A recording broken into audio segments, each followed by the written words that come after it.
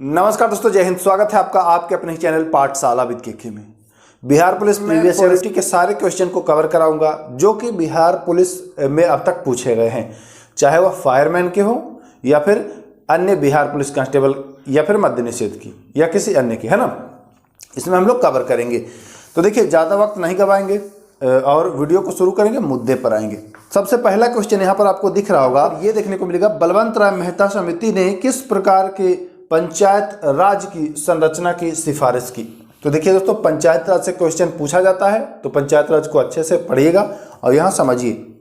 Option है द्विस्तरीय, त्रिस्तरीय, चार स्तरीय, स्थानीय आवश्यकता अनुसार। तो आपको पता है कि बलवंत राय मेहता समिति, जी हाँ, बलवंत राय मेहता समिति ने त्रिस्तरीय यानी 3 स्तरीय पंचायती राज की अवधारणा प्रस्तुत की थी बलवंत राय मेहता ने। तो इसका जो राइट आंसर हो जाएगा वह ऑप्शन नंबर बी। अब आई है बलवंत राय मेहता समिति की बात। तो बलवंत राय, ये पूछता है कि बलवंत राय मेहता समिति वर्ष पूछेगा तो आप बताएंगे कि इस समिति का गठन जो है वह 1957 में हुआ है, ठीक ना। बलवंत राय मेहता समिति की बात की जाए तो 1957। दूसरा पूछता है अशोक मेहता। अशोक मेहता पूछता है तो आप बताते हैं कि 1977। बलवंत राय मेहता से याद रखिएगा कि ये त्रिस्तरीय बात किया था, इन्होंने त्रिस्तरीय बात किया था, ठीक ना। और अशोक मेहता जो है इन्होंने 2 स्तरीय बात किया था कि जो पंचायती राज है 2 स्तर का होना चाहिए और ये होना चाहिए 3 स्तर का। ये ग्राम स्तर पर, ब्लॉक स्तर पर और जिला स्तर पर 3 लेयर, ठीक ना। तो ये चीज ध्यान रखिएगा।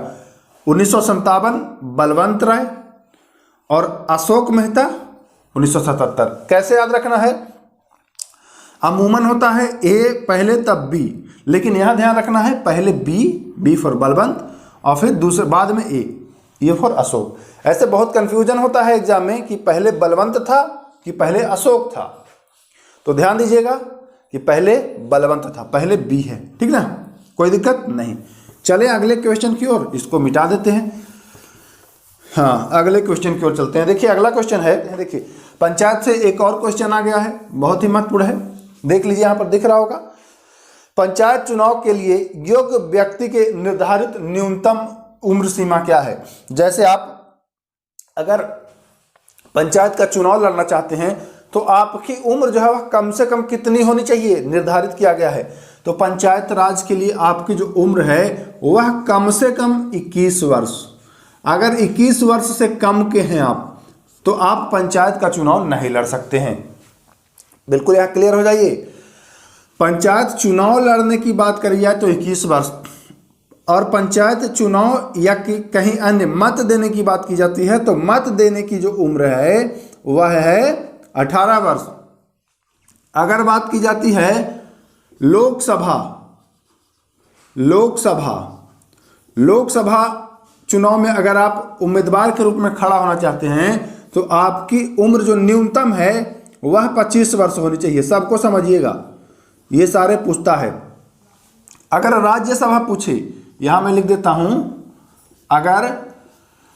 अगर राज्यसभा पूछे बच्चों तो आप बताएंगे कि सर राज्यसभा के लिए तो 30 वर्ष आपने बताया ही था। राज्यसभा के लिए कितना बताया था? 30 वर्ष। राष्ट्रपति बनने के लिए अगर आपसे पूछता है कि राष्ट्रपति बनने के लिए न्यूनतम आयु, तो बताएंगे 35 वर्ष। उपराष्ट्रपति की अगर बात करें भी, अगर उपराष्ट्रपति की भी बात करें तो भी बताएंगे 35 वर्ष। अगर राज्यपाल की बात करें तब भी बताएंगे 35 वर्ष। ये सब न्यूनतम आयु है, ध्यान दीजिएगा। पंचायत चुनाव अगर लड़ रहे हैं तो न्यूनतम आयु 21 वर्ष। अगर मत देना है तो 18 वर्ष, आपको पता ही है। अगर लोकसभा का चुनाव लड़ना चाह रहे हैं आप तो 25 वर्ष। अगर राज्यसभा का चुनाव लड़ना चाह रहे हैं आप तो 30 वर्ष। अगर राष्ट्रपति बनना चाह रहे हैं आप तो न्यूनतम आयु 35 वर्ष। अगर उपराष्ट्रपति बनना है भैया तब भी न्यूनतम आयु 35 वर्ष। ये मत समझ लेना कि उपराष्ट्रपति जो है वह राज्यसभा का सभापति होता है तो 30 वर्ष, नहीं, ऐसा नहीं होता है। राज्यसभा के सभापति भले ही होते हैं लेकिन ये राज्यसभा के सदस्य नहीं होते हैं, ये भी ध्यान रखना है। अगर राज्यपाल किसी राज्य का राज्यपाल नामित होना है तब भी जो न्यूनतम आयु है वह 35 वर्ष होनी चाहिए। एक और बता दीजिए इतने के बाद कि अगर आप न्यायाधीश बनना चाहते हैं तो आपकी न्यूनतम आयु कितनी होनी चाहिए। हाई कोर्ट के अगर आपको न्यायाधीश बनना है तो न्यूनतम आयु कितनी होनी चाहिए। हाई कोर्ट के न्यायाधीश बनने के लिए न्यूनतम आयु कितनी होनी चाहिए बताइए, कमेंट करिए। न्यूनतम पूछ रहे हैं, अधिकतम नहीं। बहुत सारे लोग 65 वर्ष कमेंट करेंगे, कोई 62 करेगा, लेकिन मैं आपको ये बता दूं कि न्यायाधीश बनने की न्यूनतम आयु का जिक्र नहीं है, न्यूनतम आयु का जिक्र नहीं है। चलिए सर देखिए, संविधान के किस संशोधन ने मूलभूत अधिकारों पर नीति निर्देशक सिद्धांतों को श्रेष्ठता प्रदान की। कह रहा है कि संविधान के किस संशोधन ने मूलभूत अधिकारों पर नीति निर्देशक तत्व जो है उसको श्रेष्ठता प्रदान की है। तो एक संविधान संशोधन हुआ था 25वां वर्ष, अगर बात की जाए तो 1971 में अनुच्छेद 39C, ठीक ना। इसमें एक ऐसा प्रावधान किया गया है कि अगर राज्य के नीति निर्देशक तत्व को लागू करते हुए मौलिक अधिकार का हनन होता है तो ऐसी स्थिति में उस राज्य के नीति निर्देशक तत्व जिसको लागू किया जा रहा है उसको श्रेष्ठता प्रदान की जाए, मतलब वह मूल अधिकार का उल्लंघन नहीं माना जाएगा। यह 25वां संविधान संशोधन 1971 में जोड़ा गया कि अगर राज्य के नीति निर्देशक तत्व को लागू करते समय और मूल अधिकार कौन सा 14 और 19, ठीक ना, 14 और 19 का अगर उल्लंघन होता है उस नीति निर्देशक तत्व को लागू करते समय, तो यह 1971 में एक प्रावधान किया गया कि मूल अधिकार पर नीति निर्देशक तत्व को श्रेष्ठता दी जाए, यानी कि प्रभावी जो होगा वह नीति निर्देशक तत्व होगा, मूल अधिकार वहां पर छोटा हो जाएगा, ठीक ना। ये चीज ध्यान दीजिएगा, इंपॉर्टेंट है। 25वां संविधान संशोधन वर्ष 1971, इस भी याद रखिएगा, 25वां संविधान संशोधन वर्ष 1971। आगे चलें। सुप्रीम कोर्ट के जुडिशियल रिव्यू कार्यकलाप का मतलब किसका अधिकार होता है। जुडिशियल रिव्यू का मतलब भाई न्यायिक समीक्षा है ना। तो न्यायिक समीक्षा का क्या मतलब है, तो देखिए ऑप्शन है आपके सामने, अपने ही निर्णयों का पुनरीक्षण है ना, देश के न्यायिक प्रक्रिया के प्रचालन का सूक्ष्मावलोकन। तीसरा है संविधान विधि प्रावधान की संवैधानिक वैधता का परीक्षण, और डी है संविधान का सर्वाधिक पुनर्विलोकन। तो इसका जो आंसर होगा वह सी हो जाएगा। जब कोई कानून आता है तो उसकी संवैधानिकता की जांच की जाती है, इसी को जुडिशियल रिव्यू कहा गया है। तो जुडिशियल रिव्यू का यहाँ सीधा मतलब है संविधान विधि प्रावधान की संवैधानिक वैधता का परीक्षण कि यह संवैधानिक वैलिड है या नहीं है। तो सी इज द राइट आंसर। चलते हैं आगे बच्चों, बहुत इंपॉर्टेंट है ये क्वेश्चन। किसी राज्य के मुख्यमंत्री की नियुक्ति किसके द्वारा की जाती है। किसी राज्य की मुख्यमंत्री की नियुक्ति किसके द्वारा की जाती है भैया। तो आपको पता है कि मुख्यमंत्री की नियुक्ति जो होता है वह राज्यपाल, जी हाँ, राज्यपाल के द्वारा किया जाता है। एक क्वेश्चन यहां और बनता है बहुत भयानक, किस अनुच्छेद के तहत, तो बताएंगे अनुच्छेद 164 के तहत। जी हां, 164 के तहत राज्यपाल जो हैं वह मुख्यमंत्री की नियुक्ति करते हैं। आगे एक क्वेश्चन हमको और याद आ गया इसी से, जैसे राज्यों के मुख्यमंत्री जो होते हैं उनकी नियुक्ति तो राज्यपाल करते हैं। अब केंद्र शासित प्रदेशों के मुख्यमंत्री की नियुक्ति कौन करता है, कमेंट करिएगा। केंद्र शासित प्रदेश है ना, केंद्र शासित प्रदेश की नियुक्ति, मुख्यमंत्री की नियुक्ति कौन करता है। ऑप्शन दे रहे हैं, प्रधानमंत्री, दूसरा ऑप्शन है उपराज्यपाल, दूसरा ऑप्शन है भैया उपराज्यपाल, तीसरा ऑप्शन है राष्ट्रपति, राष्ट्रपति, और चौथा ऑप्शन है इनमें से कोई नहीं। ठीक, बहुत इंपॉर्टेंट है। अगर एग्जाम में आया ये क्वेश्चन तो मैं इतना मान रहा हूं कि 100 में से 80-90 लोग गलत जवाब देंगे। अच्छा, किनको किनको लग रहा है कि राष्ट्रपति होगा, कमेंट करिएगा ईमानदारी पूर्वक। जिन्हें लग रहा है राष्ट्रपति होगा वो राष्ट्रपति ही मारिएगा। किन्हें लग रहा है कि उपराज्यपाल होगा, ईमानदारी पूर्वक आप लोग कमेंट करिएगा। और किनको लग रहा है कि प्रधानमंत्री। तो मैं आपको यहां क्लियर कर दूं कि उपराज्यपाल नहीं करते हैं। बहुत लोगों को उपराज्यपाल लग रहा होगा, लेकिन उपराज्यपाल नहीं करते हैं, राष्ट्रपति करते हैं। कौन करते हैं? राष्ट्रपति। केंद्र शासित प्रदेशों के मुख्यमंत्री की नियुक्ति राष्ट्रपति के द्वारा की जाती है। बहुत इंपॉर्टेंट है और बहुत फंसाव गाड़ी है, ध्यान दीजिएगा, इंपॉर्टेंट है। चलें आगे, चलिए इसको मिटा देते हैं। अगला क्वेश्चन, अगला क्वेश्चन देखिए, न्यायालय से ही संबंधित है, महत्वपूर्ण है। उच्च न्यायालय के कोई न्यायाधीश सेवानिवृत्ति के बाद निजी तौर पर वकालत का व्यवसाय किस स्तर तक कहाँ कर सकते हैं? मतलब आप किसी हाई कोर्ट के न्यायाधीश हैं, ठीक, आप किसी हाई कोर्ट के न्यायाधीश हैं, यहाँ आप न्यायाधीश हैं, आप रिटायर्ड हो गए, यहाँ से रिटायर्ड हो गए, तो आप कहाँ वकालत कर सकते हैं, किस में? तो ये देखिए, ध्यान दीजिएगा, आप अपने समकक्ष, जी हाँ, आप अपने समकक्ष न्यायालय में, जैसे कि आप बिहार के मुख्य न्यायाधीश हैं तो आप झारखंड में जाइए, उत्तर प्रदेश में जाइए, मध्य प्रदेश में जाइए, या किसी अन्य में जाइए, आप जा सकते हैं हाई कोर्ट में, या फिर आप सुप्रीम कोर्ट में भी जा सकते हैं। लेकिन जो इससे नीचे के जो न्यायालय हैं, जैसे जिला न्यायालय, यहाँ आप नहीं कर सकते हैं अपना व्यवसाय, ठीक ना, यहाँ आप अपना नहीं कर सकते। आप अपने समकक्ष में कर सकते हैं और ऊपर कर सकते हैं, आप अपने न्यायालय में भी नहीं कर सकते हैं। ध्यान दीजिएगा, अपने न्यायालय में भी नहीं करना है, अपने से नीचे में भी नहीं करना है, अपने से बराबर या अपने से ऊपर में करना है। कोई दिक्कत नहीं, समझ रहे हैं इस चीज को। और अगर सुप्रीम कोर्ट की बात की जाए कि सर ये तो हाई कोर्ट के न्यायाधीशों के बारे में पूछा है, अगर पूछ दे कि सुप्रीम कोर्ट के न्यायाधीश रिटायर्ड के बाद कहाँ करेंगे सुप्रीम कोर्ट के, तो हम आपको बता चुके हैं कि आप अपने में नहीं करेंगे, तो सुप्रीम कोर्ट का जो है वह अपने में नहीं करेगा, नहीं सुप्रीम कोर्ट में नहीं करेगा। और सुप्रीम कोर्ट के समकक्ष कोई न्यायालय है नहीं भारत में, तो यहाँ भी नहीं होगा।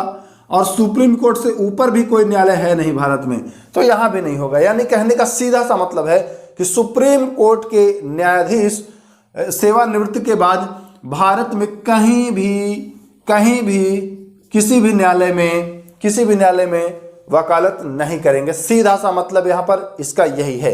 मैं उम्मीद करता हूँ इसको समझा होगा आपने। चाहे हाई कोर्ट के रहें, चाहे सुप्रीम कोर्ट के रहें, अपने में नहीं करेंगे, अपने से नीचे में नहीं करेंगे, करेंगे तो अपने से बराबर में। यहाँ देखिए, सुप्रीम कोर्ट के लिए मैं कैसे बताया हूँ, अगर आप सुप्रीम कोर्ट के न्यायाधीश हैं तो अपने में तो करेंगे नहीं, अपने से नीचे में करेंगे नहीं, जैसा कि हाई कोर्ट वाले में भी हो रहा था, अपने से नीचे में भी नहीं करेंगे। इनके समकक्ष सुप्रीम कोर्ट का समकक्ष कोई न्यायालय है नहीं, तो यहाँ जाहिर सी बात है कि जब न्यायालय ही नहीं है तो करेंगे कहाँ। सुप्रीम कोर्ट से ऊपर भारत का कोई न्यायालय है ही नहीं, तो वहाँ भी आप नहीं करेंगे। यानी कि आप भारत में कहीं नहीं करेंगे, किसी भी न्यायालय में आप वकालत नहीं कर सकते हैं। न्यायालय के न्यायाधीश की आयु कितने वर्ष तक सेवारत रह सकते हैं? तो सर्वोच्च न्यायालय के जो न्यायाधीश हैं वह 65 वर्ष। अच्छा, अगर ऑप्शन में अगर दे दिया कि 6 वर्ष या 65 वर्ष, तब क्या लगाएंगे? तो यहाँ 6 वर्ष वाला प्रावधान नहीं है, 6 वर्ष वाला प्रावधान यहाँ नहीं है, बिल्कुल 65 वर्ष ही लगाना है। ध्यान दीजिएगा, बिल्कुल 65 वर्ष ही लगाना है। सर्वोच्च न्यायालय अनुच्छेद आपका 124 आप पढ़े हैं, तो उसमें ध्यान दीजिएगा इसको। चले आगे, चलिए भैया देखिए, तो निम्न में से कौन सा भारत का राष्ट्रगीत है? अच्छा, बहुत सारे लोगों को राष्ट्रगीत और राष्ट्रगान में कंफ्यूजन होता है, राष्ट्रगीत और राष्ट्रगान में कंफ्यूजन होता है। आप बताइए भारत का राष्ट्रगीत कौन सा है? ऑप्शन दे दें? नहीं, बिना ऑप्शन के बताइए। जनगण मन या फिर वंदे मातरम? तो आपको पता होना चाहिए। राष्ट्रगीत की बात की जाए तो वंदे मातरम। इतना तो जानकारी होना चाहिए अपने देश का राष्ट्रगीत और राष्ट्रगान। जिसको नहीं पता है, किस बात की आप किस बात के आप नागरिक हैं, कम से कम इतनी जानकारी होनी चाहिए, है कि नहीं। अगर अभी भी आपको नहीं पता है तो बिल्कुल ध्यान रखिए कि आप मतलब क्या बोलें, क्योंकि आपको अपने देश का राष्ट्रगीत और राष्ट्रगान में अंतर नहीं पता है कि कौन सा राष्ट्रगीत है कौन सा राष्ट्रगान है। तो मैं आपको बता दूं कि राष्ट्रगीत जो है वह वंदे मातरम है, ठीक, वंदे मातरम, और राष्ट्रगान जन गण मन। वंदे मातरम के बारे में पूछता है कि भारत का राष्ट्रगीत जो है वह किस भाषा में है, तो आप बताएंगे संस्कृत में है। किस भाषा में है? संस्कृत में है, ठीक ना, संस्कृत में है, ध्यान दीजिएगा है। राष्ट्रगीत को अपनाया कब गया, ये भी पूछ देता है। तो राष्ट्रगीत को अपनाया कब गया, तो आप बोलेंगे कि सर 24 जनवरी 1950। राष्ट्रगीत को, राष्ट्रगान की बात की जाए तब भी इसी तारीख को। पूछता है कि डॉक्टर राजेंद्र प्रसाद को राष्ट्रपति कब बनाया गया, तब भी इसी तारीख को, तीनों इसी तारीख को, ध्यान दीजिएगा। भारत के प्रथम उपराष्ट्रपति कौन थे? बहुत इजी क्वेश्चन है, ऑप्शन देख लीजिए। ऑप्शन है भैया राधाकृष्णन, डॉक्टर राजेंद्र प्रसाद, जाकिर हुसैन, जीएस पाठक। तो आपको पता है कि सबसे पहले जो उपराष्ट्रपति हैं वह doctor Sarvepalli Radhakrishnan, option number A सही है। इनके बारे में ध्यान रखिएगा, यह निर्विरोध चुने गए थे, यह निर्विरोध उपराष्ट्रपति बने थे, ध्यान दीजिएगा। अगला क्वेश्चन है भारत के राष्ट्रीय पक्षी का नाम बताएं। तो आपको पता है कि भारत का राष्ट्रीय पक्षी जो है वह मोर है, इजी क्वेश्चन है। ये क्वेश्चन जो था दोस्तों यह 2014 में पूछा गया था। कब पूछा गया था? ये 2014 का जब एग्ज़ाम हुआ है, 2014 19/10/2014 उसमें पूछा गया है। अब ये प्रथम पाली का था, अब दूसरी पाली के क्वेश्चंस को लेते हैं। देखिए इनमें से गलत कथन को छांटना है, गलत कथन को छांटना है। विधानसभा के सदस्य की सदस्यता भंग की जा सकती है यदि वह भारत सरकार या किसी राज्य सरकार में लाभ के पद पर आसीन हो। दूसरा है वह मानसिक रूप से विक्षिप्त हो, वह दिवालिया हो, उसकी आयु 30 वर्ष की हो, उसकी आयु 30 वर्ष की हो। तो देखिए कैसे विधानसभा की सदस्यता भंग की जाती है। तो अगर आप किसी लाभ के पद पर हैं भारत सरकार या राज्य सरकार के, तब भी आप अवैध हो जाएंगे। आप पागल और दिवालिया हैं तब भी आप अवैध हो जाएंगे। या फिर तीसरा ऑप्शन क्या है? तीसरा ऑप्शन है हाँ वह मानसिक रूप से विक्षिप्त या दिवालिया दोनों, तो तब भी आप क्या हो जाएंगे? अयोग्य घोषित हो जाएंगे। लेकिन अगर 30 वर्ष के हैं तब कोई दिक्कत नहीं है, क्योंकि विधानसभा के लिए जो न्यूनतम आयु है वह 25 चाहिए। अब आप 25 से ऊपर हैं, न्यूनतम ही 25 चाहिए ना, 25 से कम नहीं होना चाहिए, 25 से ऊपर हैं तो आप सही हैं। यानी कि जो इसका राइट आंसर है वह डी हो जाएगा, डी हो जाएगा, क्योंकि कह रहा है कि सदस्यता भंग करने के संबंध में गलत कथन को छांटिए। तो ऊपर के जो तीनों कथन हैं वह सही हैं, इन तीनों आधार पर आपकी सदस्यता भंग कर दी जाएगी। लेकिन आप 30 वर्ष के हैं, 30 वर्ष के हैं तो आपकी सदस्यता भंग नहीं की जाएगी। तो यानी इसका जो राइट आंसर है वह ऑप्शन नंबर डी, कोई दिक्कत नहीं। आगे चल लीजिए। भारत में प्रथम आम चुनाव कब हुआ था? ऑप्शन है देखिए 1947, 1948, 1952, 1956। तो आपको पता है 1951-52 में आम चुनाव हुआ था। तो right answer option number C यानी कि 1952। देखिए अगला क्वेश्चन, वह अवस्था जब सचमुच में युद्ध नहीं होता है परंतु युद्ध जैसा माहौल हमेशा बना रहता है। वह अवस्था जब युद्ध तो नहीं होगा लेकिन माहौल बना रहेगा तो उसे शीत युद्ध कहते हैं, शीत युद्ध कहते हैं, कोल्ड वार कहते हैं, ध्यान दीजिएगा। ऑप्शन नंबर देखिए कहाँ गया, हाँ ऑप्शन नंबर बी इसका सही आंसर है, ऑप्शन नंबर बी इसका सही आंसर है। अगला क्वेश्चन, राष्ट्रपति द्वारा राज्यसभा में मनोनीत सदस्यों की संख्या कितनी है? कहने का मतलब है कि राष्ट्रपति राज्यसभा में कितने सदस्यों को मनोनीत करते हैं। तो आपको पता है 1 दर्जन सदस्य। कितने सदस्य? 1 दर्जन। और 1 दर्जन किस ऑप्शन में है? तो 1 दर्जन जो है वह सी ऑप्शन में है। कहाँ है? सी है, यानी 12 सदस्यों को मनोनीत करते हैं। एक क्वेश्चन और पूछता है कि राष्ट्रपति यह जो मनोनीत करते हैं यह किस अनुच्छेद के तहत करते हैं भैया? तो राज्यसभा में जो करते हैं वह अनुच्छेद 80(3) के तहत करते हैं, 80(3) के तहत करते हैं, ध्यान दीजिएगा। अब अगर पूछे क्या, मैं ही पूछ देता हूँ। लोकसभा में जो पहले मनोनीत किया जाता था 2 व्यक्तियों को एंग्लो इंडियन के तहत, तो वह किस अनुच्छेद के तहत था? कमेंट करिएगा। भारत में पंचायती राज व्यवस्था को लागू करने वाला प्रथम राज्य, ऑप्शन है आपके सामने, ऑप्शन है उत्तर प्रदेश, राजस्थान, गुजरात और कर्नाटक। तो आपको पता है कि पहला राज्य जो है वह है राजस्थान है। कौन है? राजस्थान। वर्ष 1959, तारीख 2 अक्टूबर, जी हाँ 2 अक्टूबर 1959 को पहली बार राजस्थान के नागौर जिले में यह पंचायती राज व्यवस्था लागू हुई। दूसरा अगर पूछ दे कि दूसरा राज्य, तो दूसरा राज्य बताएंगे कि वह है आंध्र प्रदेश। किसका प्रमुख होता है? तो महापौर जो कहते हैं वह मेयर को कहते हैं। जी हाँ, किसको कहते हैं? मेयर को कहते हैं महापौर। तो क्या पूछ रहा है कि महापौर जो है वह निम्न में से किसका प्रमुख होता है? ऑप्शन है नगर परिषद, नगर निगम, जिला परिषद या परिवहन निगम। तो आपको पता है कि महापौर यानी मेयर जो है वह नगर निगम का होता है। कहाँ का होता है? नगर निगम का प्रमुख होता है। तो ध्यान दीजिएगा, नगर निगम, यानी ऑप्शन नंबर बी इसका सही जवाब होगा। चलें आगे, अगला क्वेश्चन देखिए। ये वाला क्वेश्चन फिर आ गया दोबारा। किसने कहा था? लोकतंत्र वाला है ना, लोकतंत्र जनता का, जनता द्वारा तथा जनता के लिए शासन है। यह कथन किसका है भाई? तो यह अब्राहम लिंकन का है कथन। ऑप्शन नंबर बी इसका सही जवाब होगा। आगे चलते हैं क्वेश्चन, भारत का संविधान, इसमें कूट है, इसको सही करना है आपको। भारत का संविधान 1 में है लिखित है, 2 है संघीय है, 3 एकात्मक है और 4 परंपराओं पर आधारित है। अब सही जवाब देना है 1 एवं 2, 2 एवं 3, 1 एवं 4 और 2 एवं 4। तो आपको पता है कि भारत का संविधान जो है वह लिखित है, ठीक है ना। भारत का संविधान क्या है? लिखित तो है ही। दूसरा, भारत का संविधान संघीय भी है। दूसरा जो है वह संघीय भी है और एकात्मक भी है। संघीय है, ठीक, और एकात्मक भी है, ठीक ना। एकात्मक कब होता है? ध्यान दीजिएगा, एकात्मक होता कब है ये ध्यान देना है। लिखित है ये तो जानते हैं आप, संघीय है ये भी जानते हैं। एकात्मक कब होता है? जब आपातकाल लागू हो जाता है तो सारी शक्तियां केंद्र के पास आ जाती है ना। जब आपातकाल लागू हो जाता है तो सारी शक्तियां केंद्र के पास आ जाती है, तो उस समय जो इसकी प्रवृत्ति होती है वह एकात्मक होती है। तो लिखित, संघीय, एकात्मक। लेकिन ऑप्शन में एकात्मक वाला नहीं है, यानी 1 और 2, यानी कि ऑप्शन नंबर ए इसका सही हो जाएगा। ऑप्शन नंबर ए इसका सही हो जाएगा, ठीक, कोई दिक्कत नहीं है। अब क्वेश्चन नहीं है दोस्तों। तो इतने ही क्वेश्चन थे जो 2014 के प्रथम पाली, दूसरे पाली में पूछे गए थे। मैं उम्मीद करता हूं कि क्लास को आप लोग एंजॉय कर रहे होंगे। कहीं कोई दिक्कत है किसी भी सवाल में तो कमेंट करिएगा। फिर नेक्स्ट वीडियो में। नमस्कार, जय हिंद।